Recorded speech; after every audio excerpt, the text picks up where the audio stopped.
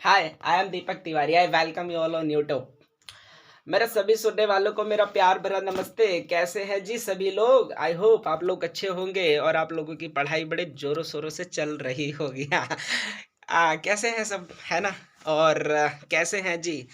तो यारो आज हम पढ़ेंगे टैक्स कैलकुलेशन वाला चैप्टर। सही सुना आप लोगों ने, टैक्स कैलकुलेशन वाला चैप्टर हम पढ़ेंगे। तो मेरे कुछ फ्रेंड्स का मैसेज आ रहा था यार, है ना यार, टैक्स की कैलकुलेशन कैसे करते हैं यार, इसके ऊपर ना एक वीडियो बनाओ। ठीक है, तो मैं एक वीडियो बना रहा हूँ, तो इसके अंदर हम पूरा, है ना, इन डेप्थ पढ़ेंगे। एंड मेरे इस चैनल को लाइक कर देना, सब्सक्राइब करना तो बिल्कुल मत भूलना। हाँ, सही सुना आप लोगों ने। तो अब बढ़ते हैं अपने मुद्दे की तरफ। एंड ठीक है सर।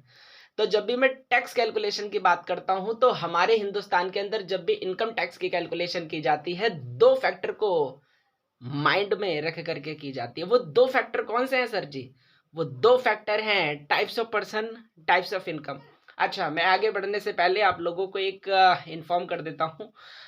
मेरे दोस्तों, आपके पास कोई अगर स्टडी मेट है तो आप स्टडी मेट को रेफर कर सकते हो, या आपके पास अगर कोई किसी टीचर के नोट्स हैं तो आप उसको भी रेफर कर सकते हैं। कानून थोड़ी ना बदलता, कानून तो सेम रहता है ना? तो then you can refer any books. ठीक है सर। तो अब हम आगे बढ़ते हैं। तो टाइप्स ऑफ पर्सन की बात करूं, तो हम जब भी इनकम, हमारे हिंदुस्तान के अंदर जब भी इनकम टैक्स की कैलकुलेशन की जाती है, दो फैक्टर को माइंड में रख करके की जाती है। Types of person, types of income. अगर मैं टाइप्स ऑफ पर्सन की बात करूं, है ना, अब आप लोगों के मन में सवाल उठ रहा होगा कि सर ये पर्सन किसे कहते हैं। तो पर्सन की एक सेपरेट वीडियो मैं बनाऊंगा, लेकिन पर्सन के अंदर क्या क्या इंक्लूड होता है मैं आपको उसका ओवरव्यू दे रहा हूँ।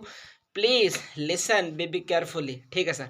अगर मैं पर्सन की बात करूं, अरे पर्सन के अंदर इंक्लूड होता है इंडिविजुअल, इंडिविजुअल होगा, हिंदू अनडिवाइडेड फैमिली होगा, कंपनी होगा, एलएलपी होगा, association of person, body of individual, other artificial judicial person. सही सुना आप लोगों ने। तो ये लोग इंक्लूड होते हैं। ठीक है, अब कौन से पर्सन के ऊपर कौन सा टैक्स रेट अप्लाई होगा वो इस वीडियो के अंदर डिस्कस करेंगे।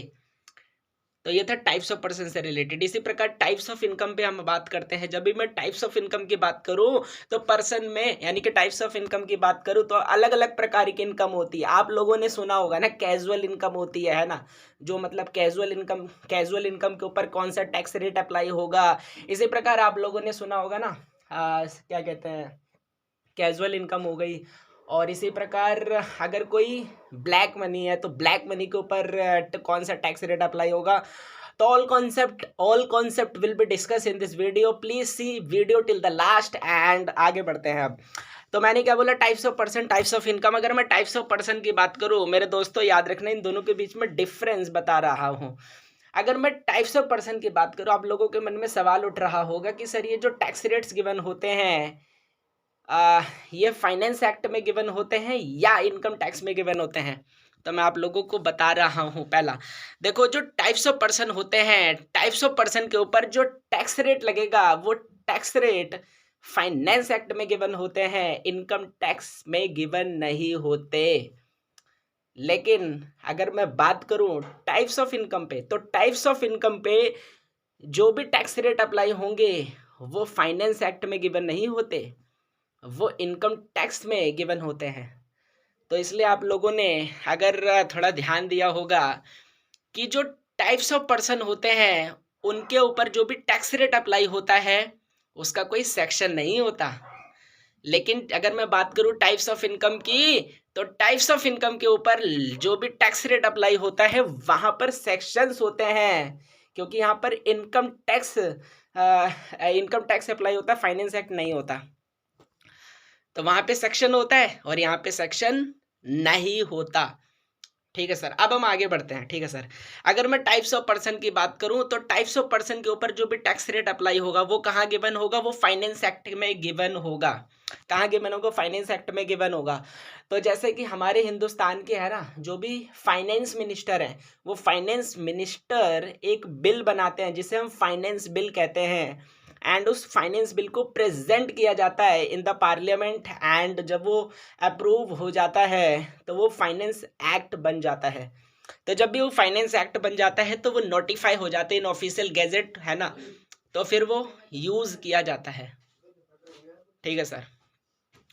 लेकिन अगर मैं बात करूं तो ये थी टाइप्स ऑफ पर्सन की। अब आप लोगों के मन में सवाल उठ रहा होगा, तो जब भी फाइनेंस एक्ट बन जाता है ना, तो फाइनेंस एक्ट के अंदर एक शेड्यूल होता है।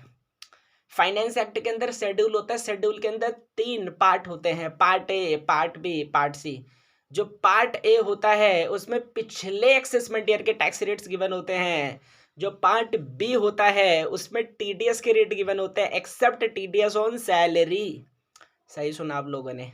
लेकिन जो पार्ट सी होता है उसमें असेसमेंट ईयर के टैक्स रेट्स गिवन होते हैं। ठीक है सर। इसी प्रकार नोट, एक चीज याद रखना, जो पिछले साल का पार्ट ए होगा वो ऑटोमेटिक वो इस साल का पार्ट सी बन जाएगा। इस साल का जो पार्ट सी होगा वो अगले साल का ऑटोमेटिक पार्ट ए बन जाएगा। I hope did you understand. तो अब हम आते हैं टैक्स रेट्स की तरफ। ठीक है सर। अगर मैं टैक्स रेट्स बात करूं, अभी मैं टाइप्स ऑफ पर्संस की बात कर रहा हूं। ऐसा हो सकता है कि जो टाइप्स ऑफ इनकम है ना, उससे रिलेटेड जो टैक्स रेट्स होंगे उसकी भी वीडियो में अलग बनाऊं। मैं टाइप्स ऑफ पर्सन के भी मैं बात कर रहा हूं।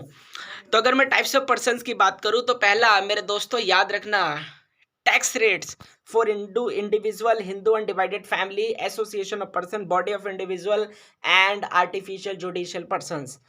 तो individual, Hindu undivided family, association of person, body of individual and artificial judicial persons के ऊपर कौन से टैक्स रेट्स अप्लाई होंगे। तो मैंने पता है क्या किया, मैंने इसको क्या किया, for this 4 types of person, 4 प्रकार के जो पर्सन हैं ये प्रोग्रेसिव टैक्सेशन को फॉलो करेंगे। कौन से सिस्टम को फॉलो करेंगे? प्रोग्रेसिव टैक्सेशन को फॉलो करेंगे। बट इस प्रोग्रेसिव टैक्सेशन का मतलब होता है इनकम होगी ज्यादा तो टैक्स लगेगा ज्यादा, इनकम होगी कम तो टैक्स लगेगा कम। तो मेरे दोस्तों ये जो 4 प्रकार के पर्सन हैं इनके ऊपर स्लैब रेट को फॉलो किया जाता है। अब आप लोगों के मन में सवाल उठ रहा होगा कि सर ये स्लैब रेट किसे कहते हैं।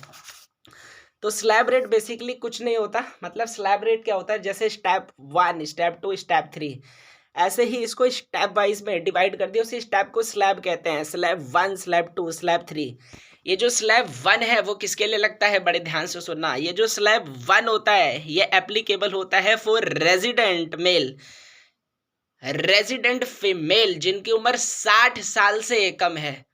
वो रेजिडेंट मेल, वो रेजिडेंट फीमेल जिसकी उम्र 60 साल से कम है, वहां पे स्लैब नंबर 1 एप्लीकेबल होगा। इसी प्रकार अगर कोई नॉन रेजिडेंट है, वेदर इट इज मेल और female, it doesn't matter, slab number 1 applicable होगा। हिंदू अनडिवाइडेड फैमिली हो, एसोसिएशन ऑफ पर्सन हो, बॉडी ऑफ इंडिविजुअल हो, आर्टिफिशियल जुडिशियल पर्सन हो, कोई भी हो, ठीक है, ये क्या होगा, यहाँ पे स्लैब नंबर 1 एप्लीकेबल होगा। तो अगर कोई रेजिडेंट है, मेल हो फीमेल हो, इट डजंट मैटर, बट अगर उसकी उम्र 60 साल से कम है तो स्लैब नंबर 1 एप्लीकेबल होगा। अब सर ये स्लैब नंबर 1 में क्या है, तो बड़े ध्यान से सुनना यारो। तो 2.5 लाख रुपए तक, यानी कि 2.5 लाख रुपए तक नील रेट लगेगा। नेक्स्ट 2.5 लाख रुपए तक 5% का टैक्स रेट लगेगा। 2.5 लाख, पहले ध्यान से सुनना, 2.5 लाख रुपए तक नील होगा। 2.5 लाख से लेकर के 5 लाख तक 5% होगा। 5 लाख से लेकर के 10 लाख रुपए तक 20% होगा। और 10 लाख के ऊपर जितना भी बैलेंस होगा उसके ऊपर 30% होगा। तो आपके पास जो भी रजिस्टर होगा ना, या आपके पास कोई भी सपोर्टिंग स्टडी मैट होगा, तो वहां से आप लिमिट देख रहे होंगे। ठीक है, वही मैंने लिमिट बोली है। इसी प्रकार स्लैब नंबर 1 कंप्लीट होता है। अब हम आते हैं स्लैब नंबर 2 पे। स्लैब नंबर 2 किसके लिए होता है सर? मैंने बोला slab number 2 which is applicable for resident male, resident female.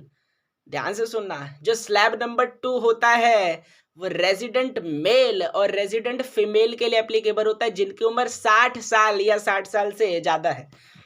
यानी कि वो रेजिडेंट मेल, वो रेजिडेंट फीमेल जिसकी 60 साल या 60 साल से ज्यादा की उम्र है लेकिन 80 साल से कम की उम्र है। 60 साल या 60 साल से ज्यादा के लेकिन 80 साल से कम के हैं, वहां पे स्लैब नंबर 2 एप्लीकेबल होगा। सवाल उठा सर ये रेजिडेंट मेल किसे कहते हैं या रेजिडेंट इंडिविजुअल किसे कहते हैं। मेरे दोस्तों याद रखना, अगर मैं बात करूं यानी कि जो सीनियर सिटीजन होते हैं उनके नंबर, एक चीज सुनना, सीनियर सिटीजन जो होते हैं उनके लिए स्लैब नंबर 2 एप्लीकेबल होता है। आप लोगों के मन में सवाल उठ रहा होगा कि सर सीनियर सिटीजन किसे कहते हैं। मेरे दोस्तों बड़े ध्यान से सुनना, सीनियर सिटीजन वो पर्सन होता है जो 2 कंडीशन को फुलफिल करे। पहला, वो इंडिया का रेजिडेंट होना चाहिए और उसकी उम्र 60 साल या 60 साल से ज़्यादा की होनी चाहिए, 80 साल के से कम की होनी चाहिए, उसे सीनियर सिटीजन कहते हैं। सही सुना आप लोगों ने, वो इंडिया का रेजिडेंट होना चाहिए प्लस उसकी उम्र 60 साल या 60 साल से ज़्यादा की हो, उसे हम सीनियर सिटीजन कहते हैं। अगर वो सीनियर सिटीजन है तो उस केसेस में स्लैब नंबर 2 एप्लीकेबल होगा। अब यहाँ पे लिमिट क्या है, लिमिट डिस्कस कर लेते हैं। तो 3 लाख रुपए तक नील होगा, नेक्स्ट 2 लाख रुपए तक 5% होगा, 5 लाख रुपए से लेकर के 10 लाख रुपए तक 20% होगा और 10 लाख रुपए के ऊपर बैलेंस जो भी बचेगा 30% का रेट होगा। आई होप आप कॉपी को रेफर कर रहे होंगे, है ना, इस वीडियो को देख रहे होंगे साथ में एंड कॉपी आपके सामने होगी। अगर मैं बात करूं स्लैब नंबर 3 की, अब हम स्लैब नंबर 3 डिस्कस कर लेते हैं। तो मेरे दोस्तों याद रखना, जो स्लैब नंबर 3 होता है वो सुपर सीनियर सिटीजन के लिए होता है, सुपर सीनियर सिटीजन के लिए होता है। अब ये सुपर सीनियर सिटीजन किसे कहते हैं। सुपर सीनियर सिटीजन का मतलब होता है जब 2 कंडीशन सेटिस्फाई हो जाए। पहला, वो इंडिया का रेजिडेंट होना चाहिए प्लस उसकी उम्र 80 साल या 80 साल से एबव होनी चाहिए। तो अगर उसकी 80 साल या 80 साल से ज़्यादा उम्र है प्लस अगर वो इंडिया का रेजिडेंट है तो वो सुपर सीनियर सिटीजन माना जाएगा। ओके सर, तो अब सवाल उठ रहा होगा, या एक चीज़ और याद रखना मेरे दोस्तों, अगर कोई नॉन रेजिडेंट है, चलो अभी हम आगे डिस्कस करते हैं, तो सुपर सीनियर सिटीजन के केस में स्लैब नंबर 3 एप्लीकेबल होगा। तो अगर मैं स्लैब नंबर 3 की अब लिमिट की बात करूं तो लिमिट में क्या होगा, है ना, पहले 5 लाख रुपए तक नील रेट होगा, नेक्स्ट 5 लाख रुपए तक 20% होगा और 10 लाख रुपए के ऊपर 30% होगा। आई होप आप लोगों को slab number 1, slab number 2, slab number 3 के बारे में पता लग गया होगा ना, कहाँ पे कौन सा टैक्स रेट अप्लाई होता है, कहाँ कौन सा टैक्स रेट लगेगा, किस पर्सन पे लगेगा। आई होप आप लोगों को ये समझ में आ गया होगा। एंड कुछ लोगों के डाउट होंगे कि मतलब सर एक बार डिफरेंस बता दो। चलो अब ध्यान से सुनना, स्लैब नंबर 2 और स्लैब नंबर 3 के बीच में मैं डिफरेंस बता रहा हूँ, ठीक है सर। अगर मैं स्लैब नंबर 2 की बात करूँ, स्लैब नंबर 3, दोनों के बीच में डिफरेंस बता रहा हूँ। जो स्लैब नंबर 2 होता है ना, वो सीनियर सिटीजन के ऊपर एप्लीकेबल होता है, सीनियर सिटीजन के ऊपर, लेकिन जो स्लैब नंबर 3 होता है वो सुपर सीनियर सिटीजन के लिए एप्लीकेबल होता है। सीनियर सिटीजन किसे कहते हैं, जो रेजिडेंट हो प्लस उम्र 60 साल या 60 साल से ज़्यादा हो, 80 साल से कम हो। सुपर सीनियर सिटीजन किसे कहते हैं, जो रेजिडेंट हो प्लस उसकी उम्र 80 या 80 से अबव हो। ठीक है सर, ये समझ में आ गया पहला। अब एक चीज़ और याद रखना कि जो अगर सीनियर सिटीजन होगा वहाँ पे स्लैब नंबर 2 एप्लीकेबल होगा, लेकिन अगर कोई सुपर सीनियर सिटीजन होगा तो वहाँ पे स्लैब नंबर 3 एप्लीकेबल होगा। ऐसे मान लो ना, छोटा बुढ़ा बड़ा बुढ़ा, यानी कि मैं छोटा बुढ़ा किसे कह रहा हूँ, मतलब ऐसे मान लो ना, मतलब अगर किसी की उम्र 60 साल या 60 साल से ज़्यादा है उसे मैं छोटा बुढ़ा कहूँगा, और जिसकी उम्र 80 साल या 80 साल से ज़्यादा है उसे मैं बड़ा बुढ़ा कहूँगा। छोटा बुढ़ा होगा स्लैब नंबर 2 लगेगा, बड़ा बुढ़ा होगा स्लैब नंबर 3 लगेगा। आई होप, मतलब अगर छोटा बुढ़ा होगा 2.5 लाख, उसको 3 लाख रुपए तक की छूट मिलेगी। अगर बड़ा बुढ़ा होगा तो वहाँ पे 5 लाख रुपए तक की छूट मिलेगी ना। भी क्वेश्चन अराइजेस, रीज़न पूछो यार कि सर जी यहाँ पे 3 लाख रुपए तक का छूट मिलेगा, यहाँ पे 5 लाख रुपए तक, ऐसा क्यों। ध्यान से सुनना, जो सीनियर सिटीजन होता है ना, जो सीनियर मतलब जिसका मतलब उसको 2.5 लाख रुपए पर नील, 3 लाख रुपए पर नील है, सीनियर सिटीजन के केस में ऐसा इसलिए है क्योंकि इनका मेडिकल का खर्चा बढ़ जाता है। तो सरकार चाहती है यार 60 साल की उम्र तक तो हमने इनसे इतना टैक्स लिया, अब तो यार कुछ तो छूट दो ना। तो सरकार एंड उसके मेडिकल के ऊपर काफ़ी ज़्यादा खर्चा होता है, तो सरकार को लगता है नहीं यार इनसे कम टैक्स लेना चाहिए। तो इसलिए 3 लाख रुपए तक कहते हैं निल रेट लगेगा। लेकिन अगर मैं बात करूं सुपर सीनियर सिटीजन की, तो सुपर सीनियर सिटीजन के केस में ये लिमिट 3 लाख नहीं है, 5 लाख है। 5 लाख क्यों है? 5 लाख इसलिए है क्योंकि वो बड़े बुढ़े हैं बेचारे, बहुत ज्यादा बुजुर्ग होते हैं, है ना। उनको सरकार इनकरेज, मतलब मेडिकल का खर्चा होता है ना, बहुत सारे खर्चे होते हैं। तो सरकार इसलिए मतलब उनको ज्यादा छूट देती है। सरकार सोचती है यार इनसे इतना टैक्स लिया ना, अब तो छूट देनी चाहिए। एंड मतलब इन लोगों की काफ़ी ज़्यादा बेसिक नेसेसिटीज़ होती हैं ना, तो मतलब गवर्नमेंट इनकरेज करना चाहती है ना, इसलिए मतलब इनसे टैक्स कम लेना चाहती है, तो इसलिए डिडक्शन दे देते हैं। उम्र का फ़र्क है थोड़ा। हाँ, तो आई होप आप लोगों को समझ में आ गया होगा ना। मैंने अभी बात की थी टाइप्स ऑफ पर्सन में इंडिविजुअल की। हाँ, टाइप्स ऑफ पर्सन में 4 प्रकार के पर्सन्स की: individual, Hindu undivided family, association of person, body of individual and artificial judicial person. ठीक है सर। तो मेरे दोस्तों आज के लिए इतना ही, फिर मिलते हैं कल। तब तक के लिए bye bye, love you all and enjoy yourself, take care, खुश रहो, मस्त रहो एंड घर में रहो, खुद का ध्यान रखो, पेरेंट्स का ध्यान रखो and love you all, take care, खुश रहो। एंड मेरे दोस्तों अगर आपका कोई भी डाउट होता है अबाउट एनी टॉपिक्स, है ना, किसी भी सब्जेक्ट में, then you can comment, then you can write on comment box and definitely मैं उसके ऊपर वीडियो बनाऊंगा। Yes sir. तो चलते हैं, तब तक के लिए bye bye, see you, love you all, bye bye and love you all.